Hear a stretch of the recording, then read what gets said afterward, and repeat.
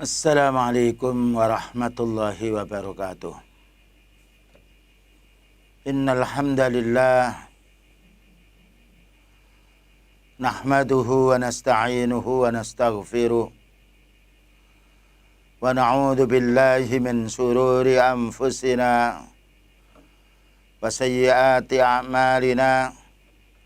Man yahdihillahu fala mudilla lahu wa man yudlil fala hadiya lahu. Asyhadu an la ilaha illallah wahdahu la syarika lah wa asyhadu anna Muhammadan abduhu wa rasuluh.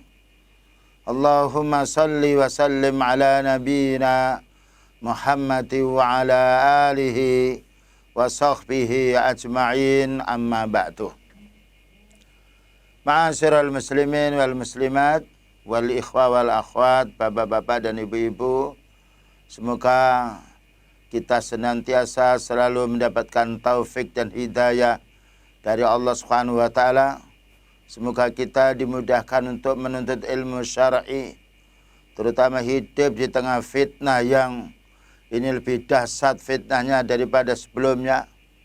Dan semoga kita diberi kesabaran untuk mengamalkan sunnah Rasulullah sallallahu alaihi wasallam.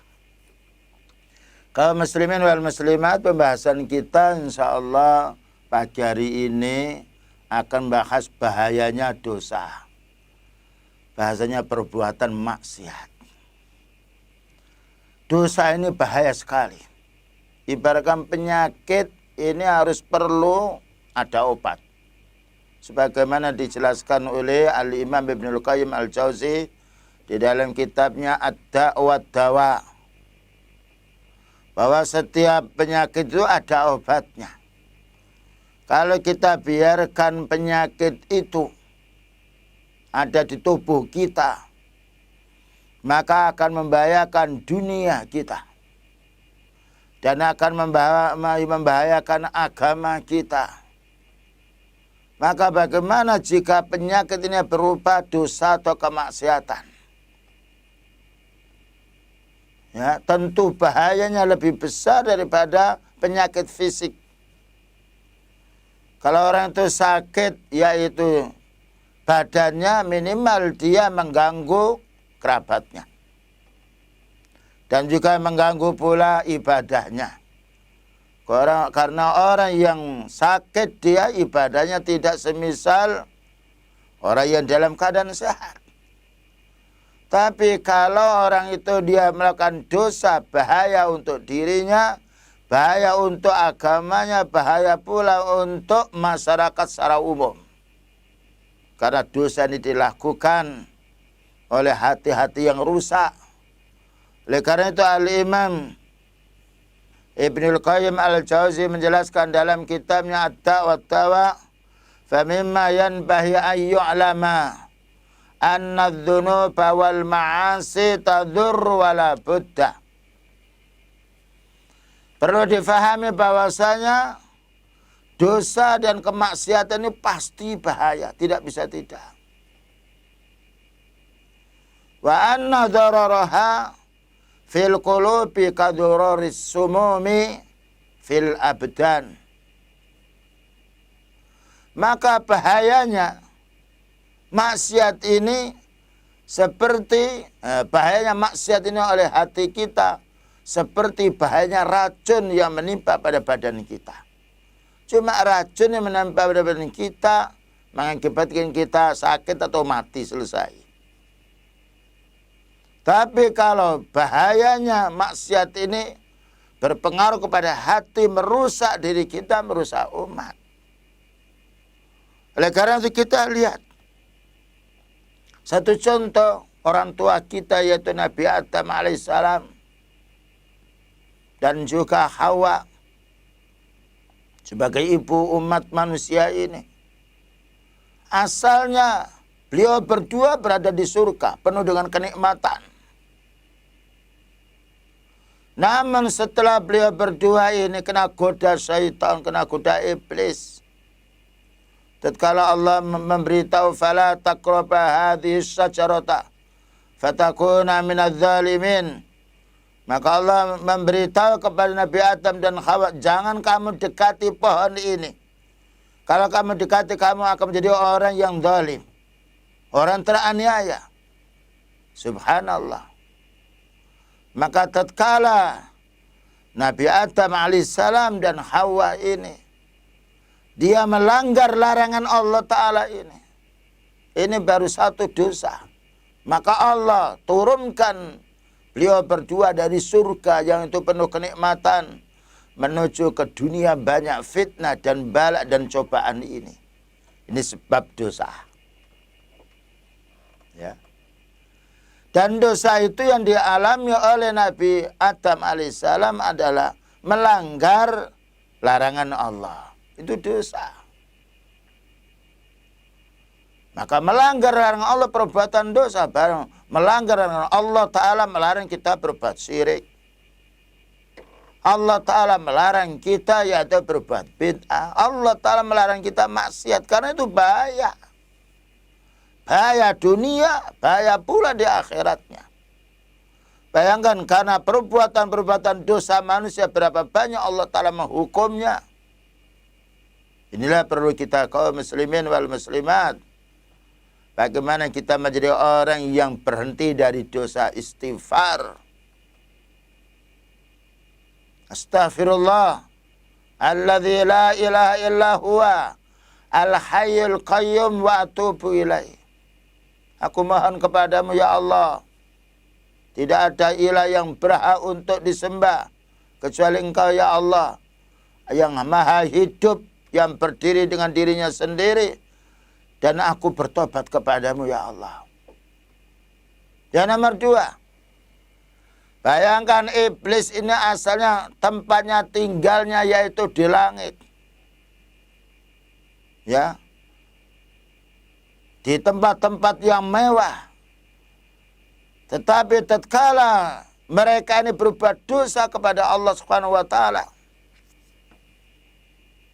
Yang mana dosanya iblis ini lain dengan dosanya Nabi Adam alaihissalam. Dosanya iblis ini enggan diperintah oleh Allah. Allah memerintah, wa idh qulna lil malaikati isjudu li Adama fasajadu illa iblis aba wastakbara wa kana minal kafirin. Artinya, ingatlah ketika kami memberitahu berkata kepada malaikat, sujudlah kamu kepada Nabi Adam. Sujud penghormatan, bukan sujud ibadah. Dan itu Allah Ta'ala yang memerintah. Mustahil Allah Ta'ala akan menyuruh hambanya beribadah kepada hamba. Namanya sujud penghormatan. Maka semua malaikat sujud kecuali iblis. Dia enggan, takabur, dan termasuk orang yang kufur. Maka Allah Ta'ala menurunkan. Tetapi Allah Ta'ala menurunkan di dunia ini yang banyak fitnahnya. Dari tempat yang mulia jatuh ke tempat yang hina, banyak ujian ini karena dosa. Jadi dosa yang nomor 2 adalah tidak taat, tidak mau melaksanakan perintahnya Allah. Ini perlu kita fahami kaum muslimin. Hanya saja bedanya iblis dengan Nabi Adam alaihissalam lain.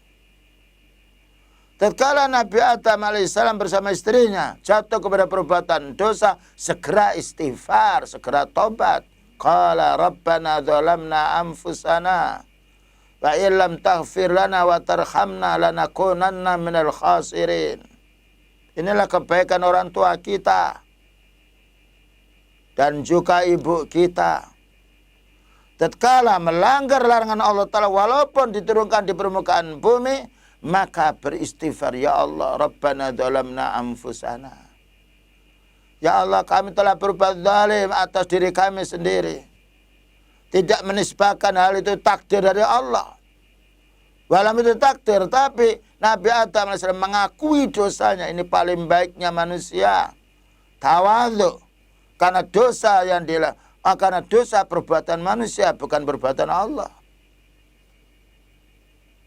Ya, walaupun Allah yang menakdirkan, tapi Allah Ta'ala tidak menyuruh kita berbuat dosa. Allah menyuruh kita untuk bertakwa. Maka sadarlah Nabi Adam dan Hawa ini berdoa, Rabbana dzalamna anfusana, ya Allah, kami ini berbuat zalim terhadap diri kami sendiri, ya Allah. Wa illam taghfir lana, seandainya Engkau ya Allah tidak mengampuni kami, wa tarhamna, dan Engkau tidak belas kasihan kami kepada kami, lanakunanna minal khasirin, maka kami akan menjadi orang yang rugi. Inilah kebaikan orang tua kita. Tatkala jatuh kepada perbuatan dosa, segera istighfar. Apakah kita sudah meniru bapak kita kaum muslimin? Jika kita mendapatkan yaitu ampunan dari Allah Ta'ala, bayangkan kita itu melakukan dosa, oleh Allah Ta'ala disuruh istighfar. Siapa di antara makhluk yang berbuat baik semisal Allah Ta'ala? Tidak ada. Allah yang menciptakan kita, Allah yang memenuhi apa menjadi kebutuhan kita. Kita berlaku dosa disuruh istighfar. Ya.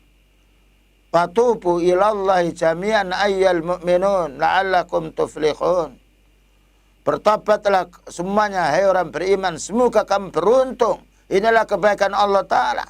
Tapi kalau manusia tidak mau beristighfar, sengaja dia berbuat jahat terus menerus, ini adalah temannya syaitan. Kita ini bukan keturunan iblis. Kita keturunan Nabi Adam alaihissalam, yang mana Allah Ta'ala menjadikan orang pertama kali ketika melakukan dosa segera istighfar. Maka kita kaum muslimin, perbuatan dosa apapun yang kita lakukan, jika kita istighfar, Allah akan mengampuni. Oleh karena itu Nabi Nuh alaihissalam memberitahu kepada kaumnya, faqultu astaghfiru rabbakum. Hei kaum, segeralah kamu itu istighfar dari perbuatan syirikmu, dari muja-muja orang yang mati, istighfarlah.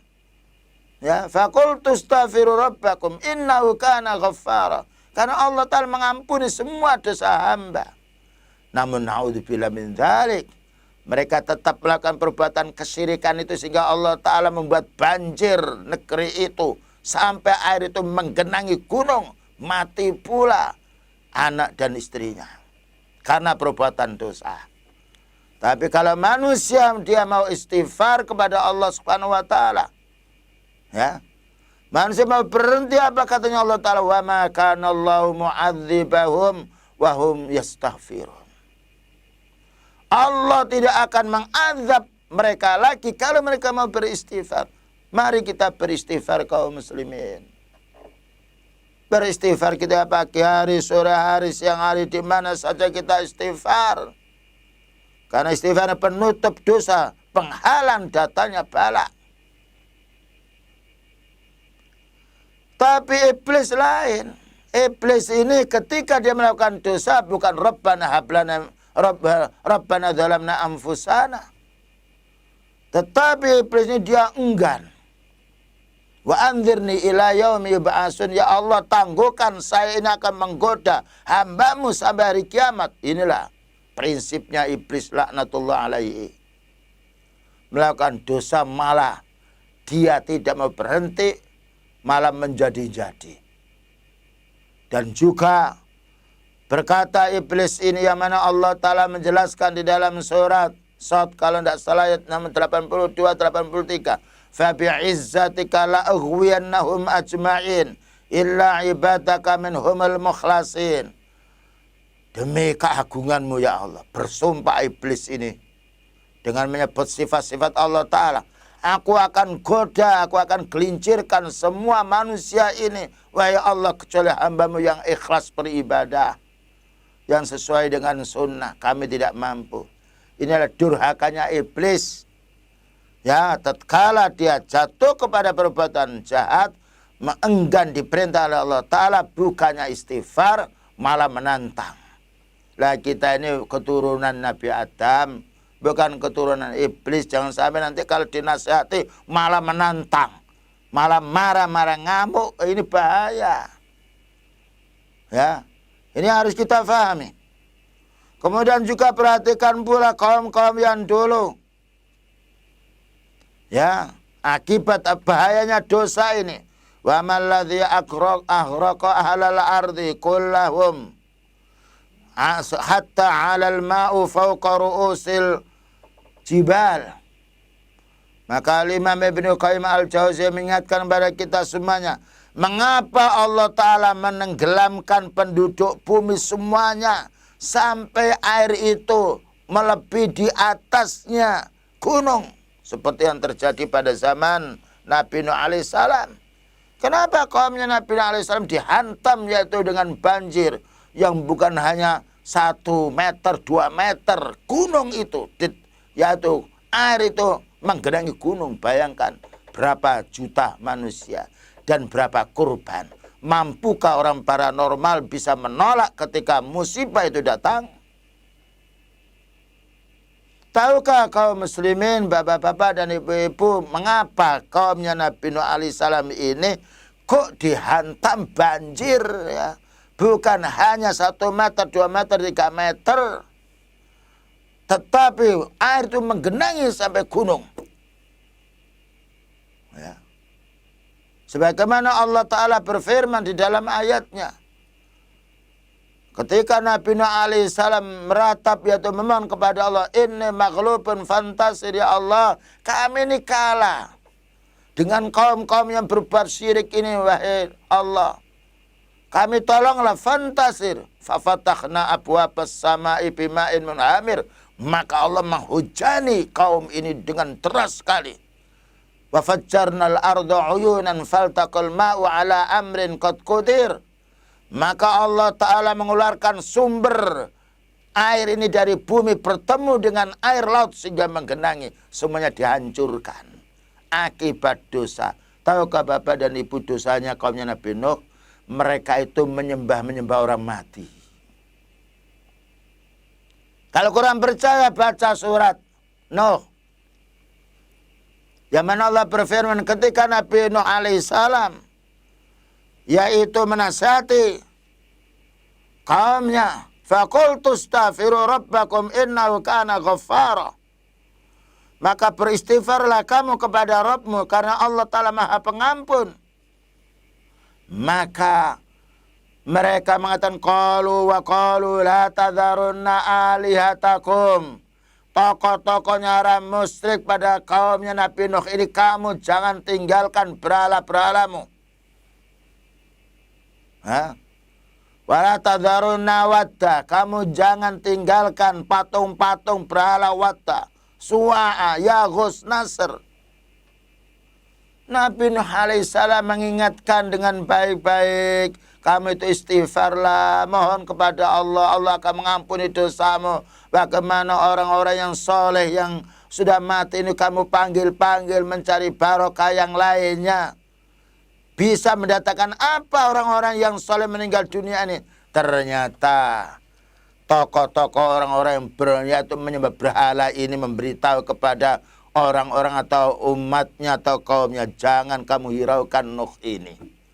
Tetap puja-puja itu patung-patung. Akhirnya Allah Ta'ala menghantam, yaitu menghukum mereka dengan banjir. Siapa yang bisa menolak banjir? Jadi adanya hukuman yaitu banjir, gunung meletus, itu bukan karena salah gunung. Mana gunung berbuat dosa? Bukan salahnya tumbuh-tumbuhan, bukan salahnya hewan. Yang salah ini manusianya. Lihat beberapa tempat tatkala Allah Ta'ala yaitu menimpakan musibah. Apa yang terjadi sebelum musibah itu? Allah mengingatkan kita, ma asaba min musibatin fabima kasabat aidikum. Musibah yang menimpa kepadamu itu karena dosamu. Tetapi wa ya'fu an katsir, Allah memaafkan dosa manusia banyak. Seandainya setiap orang berbuat syirik dihukum oleh Allah Ta'ala, tidak ada manusia yang bisa hidup di permukaan bumi ini. Tapi Allah menjelaskan wa ya'fu an katsir. Allah memaafkan dosa manusia banyak sekali. Jadi sebagian dihukum untuk menjadi pelajaran. Bukankah kita telah mendengar firman Allah Ta'ala, zaharul fasadu fil barri wal bahri bima kasabat aydin nas. nampak kerusakan di permukaan dunia ini atau di laut, itu karena dosa manusia. Liyudhiqahum ba'dalladzi amilu. Allah ingin mengazab mereka sebagian yang mereka perbuat ini. Bukan diazab semuanya manusia. Kalau diazab semuanya manusia, kita dia akan bisa merasakan hidup walaupun sedetik. Karena kita banyak dosa. Tapi Allah mengazab sebagian, menangguhkan sebagian, la'allahum yarji'un. Barangkali mereka mau sadar, mau kembali, tidak berlaku dosa lagi. Inilah Bapak dan Ibu yang perlu kita fahami, manusia itu memang zalim manusia ini. Jadi jangan menyalahkan ini karena gunungnya, karena lautnya. Kita lihat laut ini banyak, gunung banyak. Dan mengapa musibah itu ada di tempat tertentu? Lalu apa sebabnya? Ini perlu kita fahami. Ya. Banyak orang meramal. Kenapa tidak diramal sebelum ada kejadian? Ya. Coba ramal sebelum ada kejadian supaya tidak gempa. Supaya manusia lari semuanya. Inilah bahaya manusia ketika terjadi musibah meramal. Oh, ini karena gunungnya, karena ininya. Naudzubillah min dzalik.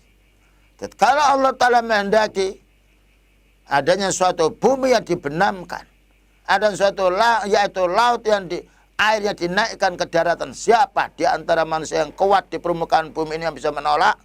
Adakah para dukun, para wali yang lainnya bisa menolak? Tanya mereka. Dosa kaum muslimin bahaya sekali. Kemudian juga Ibnul Qayyim Al-Jauziyah menjelaskan kepada kita, wa man ladzi sallatar riha ala qaumi 'atin. Apa yang menyebabkan Allah Ta'ala mengirim angin kepada kaum 'Ad? Halta alqathum mauta ala wajhil ardi ka'annahum a'jazu nakhlin khawiyah. Sehingga menjadi banyak manusia mati di permukaan bumi itu. Bagikan yaitu pohon-pohon kurma yang ditebang. Allah damarat marrat alaihi min diarim, dihancurkan negeri mereka, dihancurkan pula khurusihim, tanaman mereka, ladang mereka, wazuru'ihim watawabim, mati tanamannya, mati pula yaitu ternaknya. Apa sebabnya? Apa sebabnya? Karena orang itu bertauhid. Apa sebabnya? Karena penduduk itu sholat sesuai dengan sunnah. Apa sebabnya? Atau sebabnya karena orang itu siam, karena itu menuntut ilmu syar'i? Bukan, karena dosa. Loh, ini sejarah yang lalu. Bukan hanya sebagai dongengan, tapi ini peringatan untuk kita pelajari umat yang dahulu itu. Mengapa musibah itu datang dengan air? Mengapa musibah itu datang dihantam dengan angin? Karena dosa manusia. Mari kita Bapak dan Ibu membaca sejarah. Sejarah ini bukan hanya dongeng, tapi pelajaran untuk mengingatkan kita. Dan tidak mustahil apa yang Allah jelaskan, riwayatnya, kisahnya orang dahulu itu akan menimpa lagi kepada hamba ini jika mereka berulang masih melanggar hukum Allah.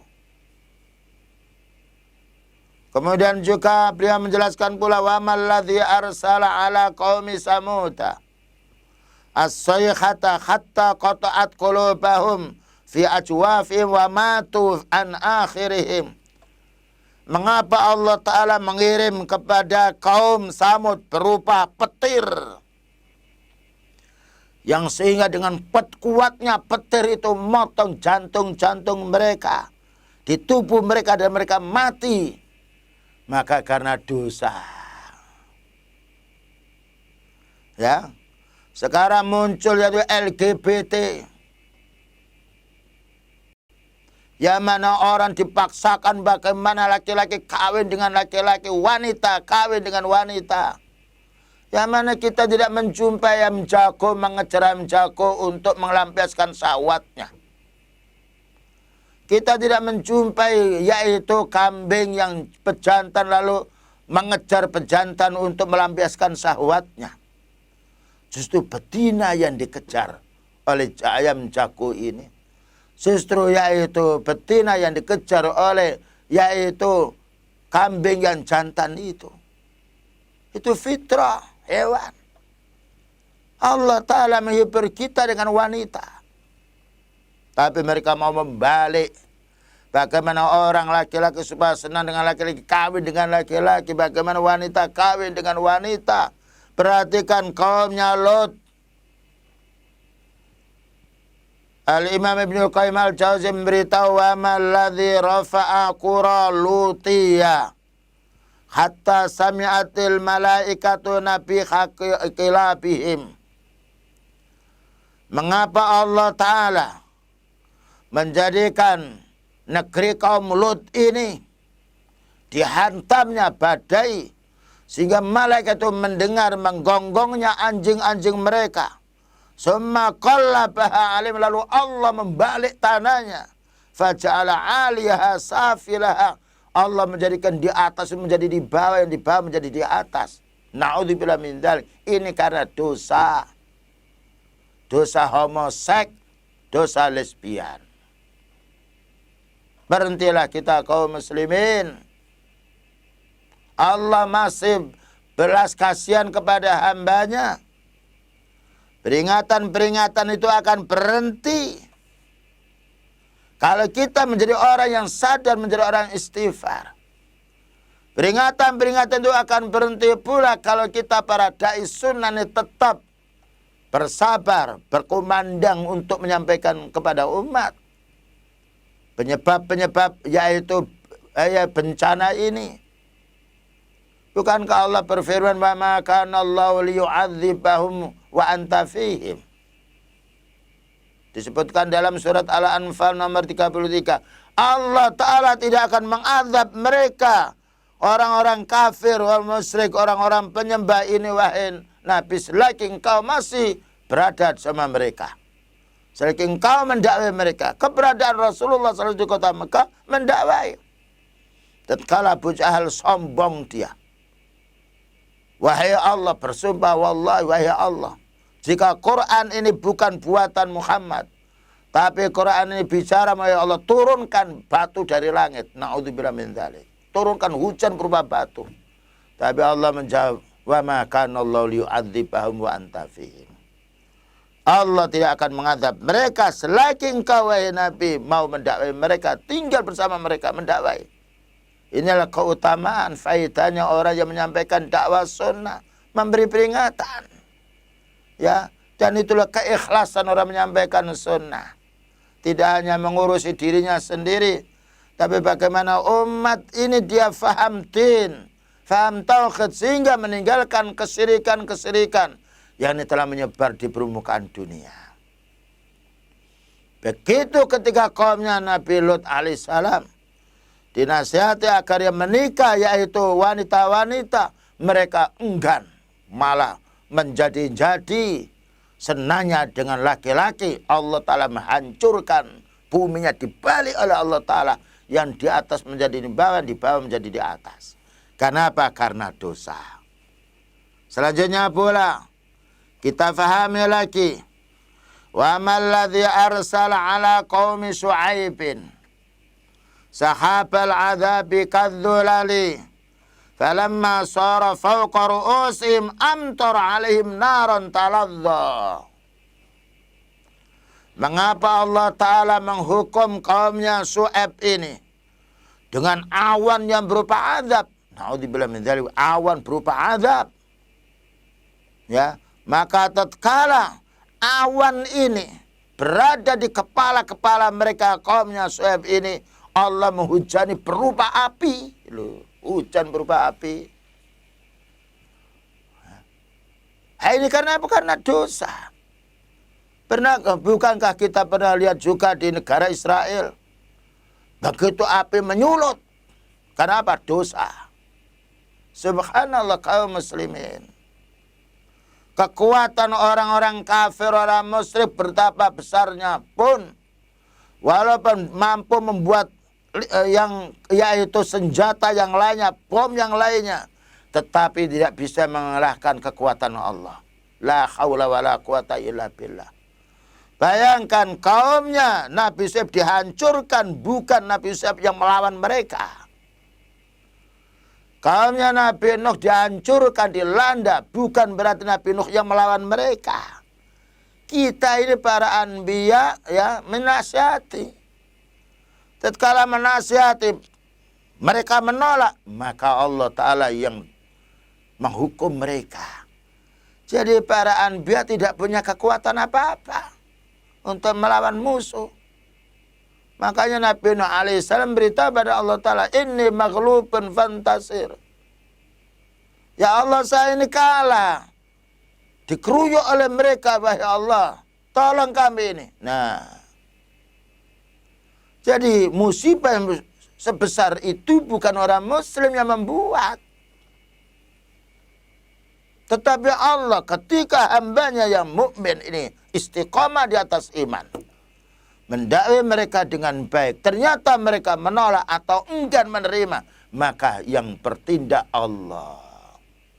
Contoh lagi, bahaya dosa ini kaum muslimin akan menjadi pelajaran untuk kita semuanya. Wa malladzi aghraqa fir'auna wa qaumahu fil bahri. Apa sebabnya Allah Ta'ala menenggelamkan Fir'aun dan yaitu bala tentaranya ini di laut? Summa naqala arwahahum ila jahannam. Kemudian Allah Ta'ala memindah roh-roh mereka ke neraka jahannam. Apa sebabnya? Karena sebabnya mendustakan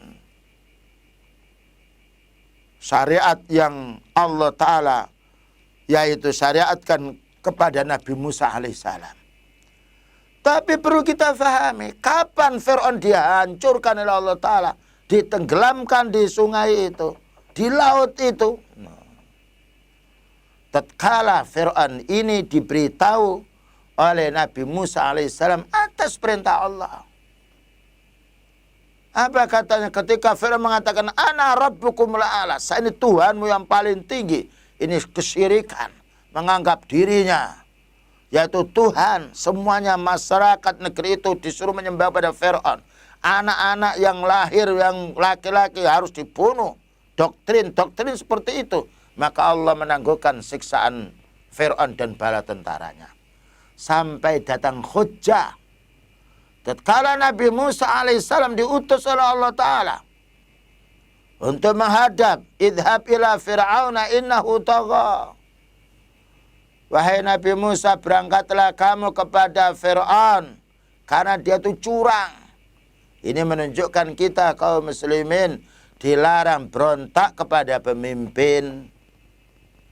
Dilarang kita mengungkapkan yaitu kesalahan kezaliman pemimpin di tengah masyarakat. Kalau kita menasihati, datang. Sebagaimana Allah Ta'ala memerintah Nabi Musa dan Nabi Harun. Idhaba ila fir'auna innahu tagha. Silakan baca surat Toha. Wahai Nabi Musa dan juga Nabi Harun, pergilah kepada Fir'aun, nasihati dia. Karena dia itu orang melampaui batas. Bukan Allah Ta'ala menyuruh Nabi Musa lalu rame-rame dengan pengikutnya datang kepada Fir'aun lalu berontak atau demonstrasi. Bukan. Baca itu ayat Al-Quran. Idhaba ila fir'auna innahu tagha. Pergilah kamu berdua kepada Fir'aun karena dia itu melampaui batas. Lalu apa yang disampaikan Nabi Musa dan Nabi Harun kepada Fir'aun ini yang itu paling durhakanya manusia, paling kufurnya manusia karena mengatakan saya ini Tuhanmu yang paling tinggi. Maka Allah Ta'ala memerintah Nabi Musa alaihissalam dan Nabi Harun, faqula lahu qawlan layyina la'allahu yatadzakkaru aw yakhsha. Subhanallah.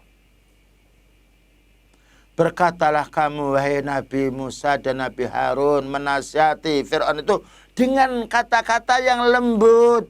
2 orang saja, jangan mengajak orang rame-rame. Pergi ke istananya, beritahu dengan baik. La'allahu yatadzakkaru aw yakhsha. Barangkali dia mau yaitu ingat, sadar atas kesalahan dirinya, mau bertobat dan mau takut kepada Allah. Lah inilah kaum muslimin. yang dilupakan oleh kaum muslimin pada zaman sekarang. Berapa banyak orang itu menggonjeng yaitu presidennya, menggonjeng pemerintahannya, tidak boleh. Mana dalilnya? Ini Fir'aun, jagonya orang kufar, yang berani mengatakan ana rabbukumul a'la. Tapi subhanallah, Allah Ta'ala belas kasihan. Sebelum dihukum Fir'aun ini, didatangkan Nabi suruh menasihati. Menasihati dengan lembut, bukan dengan kasar. Bukan bertatap muka yang menunjukkan yaitu rasa permusuhannya. Dengan kalimat yang lembut. Faqula lahu qawlan layyina. Bicaralah kamu dengan lembut, barangkali wala'allahu, barangkali berhasil. Ini menunjukkan menasihati pemimpin kadangkala diterima, kadangkala ditolak.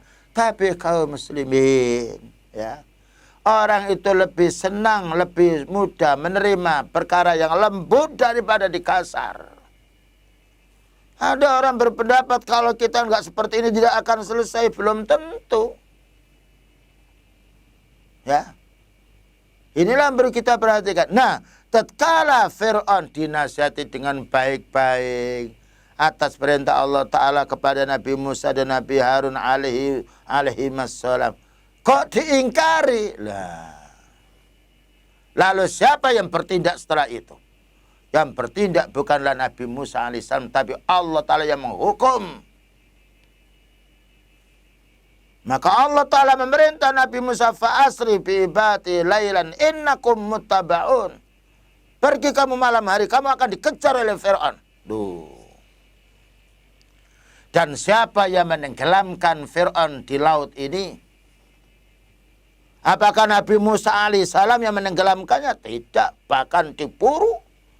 Nabi Musa alaihissalam diburu oleh Fir'aun.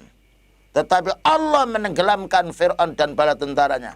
Karena kesyirikan. Karena mengaku dia orang yang sakti. Mengaku dia adalah Tuhan. Nah, ini bahayanya. Jadi betapapun garangnya, kekuatannya orang kafir, kalau mereka menolak syariat Allah Ta'ala, tunggu kehancuran mereka. Tapi kalau mereka mau bertobat, lihat Raja Najasyi ketika dia masuk Islam, selamat. Ini peringatan. Jadi ditenggelamkan Fir'aun di laut itu karena dosa. Ya. Jadi Allah Ta'ala yang menghukum. Allah Ta'ala menjadikan gunung itu meletus. Allah Ta'ala menjadikan air itu naik di daratan. Allah Ta'ala menjadikan tanah itu longsor. Tapi kita harus tahu apa sebabnya tanah ini longsor. Ya. Apa sebabnya gunung itu meletus? Gunung itu banyak sekali meletus. Apakah semuanya meletus? Apakah semuanya lindu atau goncang? Yang membuat gunung itu Allah. Inilah kita kaum muslimin harus menjauhi dosa. Ya, hati-hati, jangan sombong kita ini. Innallaha la yuhibbu kulla mukhtalin fakhur. Allah tidak mencintai orang yang sombong, lagi orang angkuh. Sombong itu adalah pekerjaannya iblis, laknatullah alaihi. Apa yang kita sombongkan kaum muslimin? Orang kita tua tidak bisa menjadi muda. Beliau untuk kalau orang itu sudah tua, dia mengerut kulitnya, tenggorokannya sudah sempit dia, jalannya harus pakai teken dia, kakinya itu yaitu lututnya sudah klotak-klotak dia, lalu masih berbuat syirik, beramal kemaksiatan. Kenapa tidak berpikir banyak yang diminum obatnya daripada makanan ini? Mengingatkan manusia bertambah tua, yuk beristighfar kita ini. Para sahabat radhiyallahu anhum kalau sudah umurnya 40 tahun, mencari dunia itu sisa-sisa ibadahnya. Sekarang naudzubillah min dzalik, orang itu sudah lanjut usia. Jenggotnya sudah putih, kembang perot dia. Masih juga menolak din. Mencari dunia dengan mengorbankan akidah. Naudzubillah min dzalik. Perhatikan orang-orang dahulu yang dihukum oleh Allah Subhanahu wa taala. Selanjutnya pula, wa man ladzi ahlakal quruna min ba'di nuhin bi anwa'il uqubati wa dammaruha tadmira. Berapa banyak, yaitu kurun-kurun, masa-masa yang dihancurkan oleh Allah Ta'ala setelah kaum Nabi Nuh dengan beberapa macam hukuman. Dan dihancurkan negeri mereka, melainkan karena dosa mereka. Oleh karena itu, Rasulullah SAW mengingatkan kepada kita semuanya. Hadis yang diriwayatkan oleh Imam Ahmad rahimahullah ta'ala. Di dalam kitab Zuhud dan sanadnya sahih. Hattasana al-Walid bin Muslim. Walid al-Muslim telah menceritakan kepada kami. Wa hattasana Sufyanu ibnu Amrin. Diceritakan pula oleh Sofwan bin Amr. Hattasana Abdurrahman bin Jubair bin Nafir. An-Nabi telah menceritakan kepada kami Abdurrahman bin Jubair bin Nafir dari ayahnya. Qala lamma futihat Qabrasu, tatkala dibuka kemuliaan dunia, kejayaan dunia di Qabras, fafurrika bain ahliha, berpecah belah, dipisah-pisah, yaitu penduduknya. Fabaka ba'duhum ila ba'din, maka saling menangis. Menangis mereka ini. Bagaimana dengan dunia melimpah ria, menangis para sahabat ini. Fabaka ba'duhum ila ba'din. Ra'aitu Aba Darda'i jalisan waqtau yabki. Maka saya melihat, katanya Jubair, saya melihat ini Abu Darda radhiyallahu anhu duduk menangis sendiri. Bukan menangis karena kelaparan, karena sakitnya, yaitu karena sangatnya sakit badan, tidak. Fakultu ya Abu Darda, kalau menanya Jubair, wahai Abu Darda, ma yubkika fil yaumi a'azzallallahu fil islam wa alahu. Kenapa engkau menangis sendirian? Bukankah hari ini Allah Ta'ala telah memuliakan Islam dan penduduknya? Ya. Bukankah Allah Ta'ala telah memuliakan Islam dan penduduknya? Faqala, jawabnya Abu Darda, waihaka ya Jubair, celaka dirimu ya Jubair. Ma ahwanal khalqa ala Allahi azza wa jalla idha adha'u amrahu. Ya. Maka Allah akan menghina makhluk-makhluk ini. Allah akan menjadikan hina makhluk-makhluk ini kalau sudah menyia-nyiakan perintahnya. Tidak ada satupun manusia yang paling hina di sisi Allah Ta'ala, melainkan ketika mereka sudah menyia-nyiakan perintah Allah Ta'ala. Waktunya sholat, hayya ala sholat, masih di pasar. Hayya ala sholat, mari sholat, masih mengajar. Hayya ala sholat, masih dia musyawarah, masih dia yaitu rapat. Hayya ala sholat, masih nunggu di tokonya. Ini yang ditangisi oleh Abu Darda. Kenapa kita ini sudah masuk Islam, ya, sudah tahu kebaikan Islam, dipanggil Allah Ta'ala bukan beberapa jam, hanya beberapa menit untuk sholat, mereka tidak mau sholat. Nah, apa katanya? Taraku amrallahi fasaru ila ma tara. Mereka meninggalkan perintah-perintah Allah Ta'ala sehingga mereka begitu keadaannya, kejadiannya, dihukum oleh Allah Subhanahu wa Ta'ala. Inilah yang perlu kita fahami. Demikian juga Rasulullah SAW menjelaskan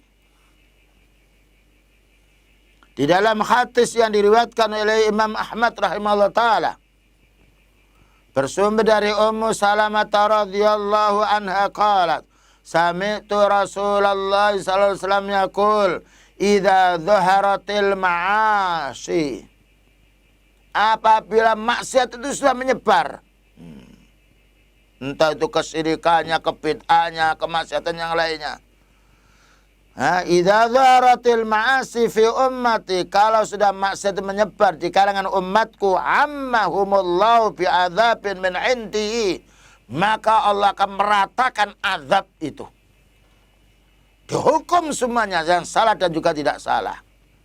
Ini kalau sudah menyebar kesyirikan, kebid'ahan, kemaksiatan, perzinaan, yang lainnya, maka Allah akan menghukum mereka secara umum.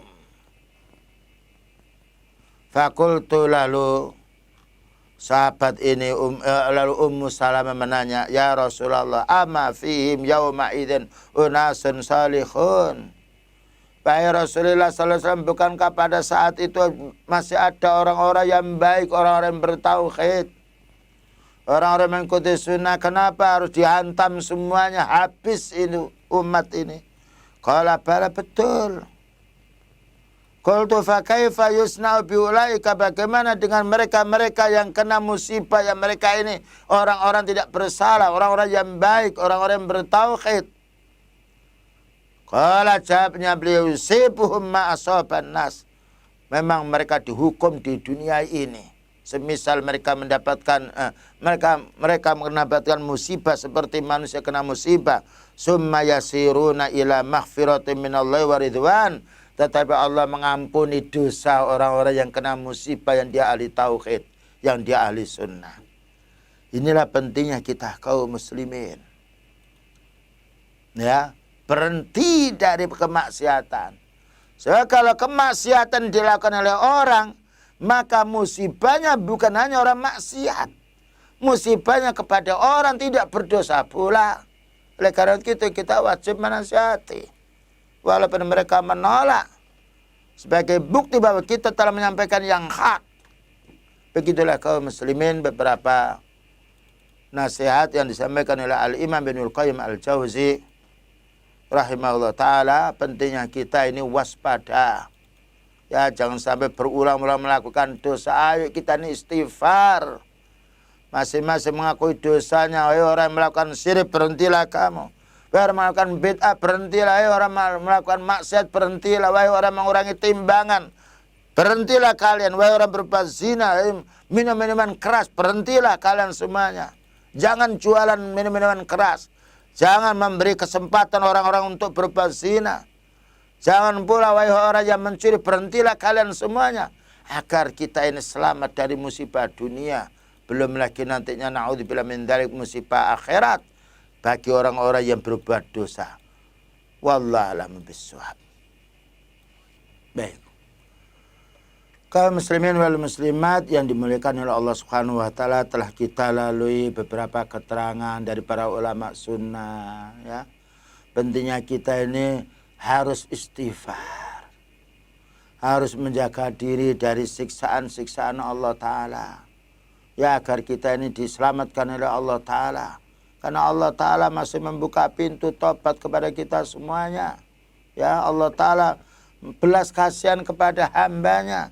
Dosa besar apapun yang kita lakukan, kalau kita ini berhenti tobat, benar-benar tobat yang nasuha, Allah akan mengampuni. Karena Allah Ta'ala berfirman, innallaha yaghfiru dzunuba jami'a. Sesungguhnya Allah Ta'ala mengampuni semua dosa tatkala orang itu mau beristighfar kepada Allah. Mengetahui yaitu dosa-dosa, mari kita senantiasa menuntut ilmu sunnah yang disampaikan para ulama-ulama sunnah, para ashatis sunnah, kembali kepada Al-Quran dan hadis. Karena kita akan tahu itu yang baik lewat Al-Quran dan sunnah, dan kita akan tahu itu yang jelek lewat Al-Quran dan sunnah. Itulah kaum muslimin yang dapat disampaikan. Semoga Allah Subhanahu wa taala senantiasa memberi taufik dan hidayah kepada kita semuanya. Dan akhirnya kita mohon kepada Allah Ta'ala, wa sallallahu ala nabiyyina Muhammadin wa ala alihi wa sahbihi wasallam. Subhanakallahumma wa bihamdika asyhadu an la ilaha illa anta astaghfiruka wa atubu ilaik. Walhamdulillahirabbil alamin. Wassalamualaikum warahmatullahi wabarakatuh.